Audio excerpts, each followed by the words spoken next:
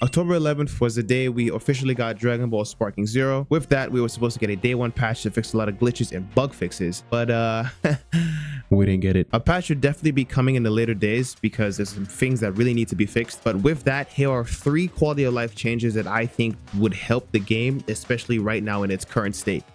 Starting off at number 1, we have a proper round start. With the amount of options you have at your disposal at the beginning of a match, I think adding a proper round start would give the game a really good rock, paper, scissors feeling. You know, kind of like the old games, kind of like BT3. Also, I'm going to be quoting a lot of things from BT3 because, you know, if it ain't broke, don't fix it. Also, at the beginning of some matches, I don't know if it's just me, but I do get like a little lag spike, just a tiny bit. Sometimes it does mess up my inputs, so I just tend to back off. So I think if we just add the ability to move around, but not attack, but get the players ready. I actually this is an example that I made off the top of the dome. I just took the ready fight from Tenkaichi 3 and I just added it in. So yeah, I think that's pretty solid.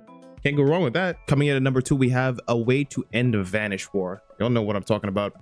Whoever messed up their input first or runs out of key. That shit is lame. Just like in BT3, the devs knew if you kept doing that, it's gonna end up how it is in the current new game. So they just had a segment where I think it's after 5 or 6 vanishes, he will go to I think it's a button press, and whoever presses the most buttons wins the clash. I don't know why they didn't do it for Sparking Zero, because they literally have the input for it when you do, I think when you both grab at the same time. So instead of just having it to where whoever has the most key, it would in where like just like in BT3. So this is my example of how I did it. I try to make it look as seamless as possible, and I just think that would be a way better option than it's, oh, I have no key and then I just lose. So, you know, let me know what you think. And finally, last but not least, let me please skip the intros, bro. Especially when I'm fighting with like a friend of mine or fighting somebody that we fought like 50 matches. I now know word for word, bar for bar, what these characters are saying to each other because I just can't skip the intro. I don't know why that's like not a thing. I feel like there's a lot of stuff that like it's supposed to be basic, like the much needed bare bones foundation stuff for like the fighting games, but it's not really there for this game. Like, you know, the round start, you know, the skipping intros. Why isn't that there? But I do understand that these devs have put a lot of like work into the intros and interactions.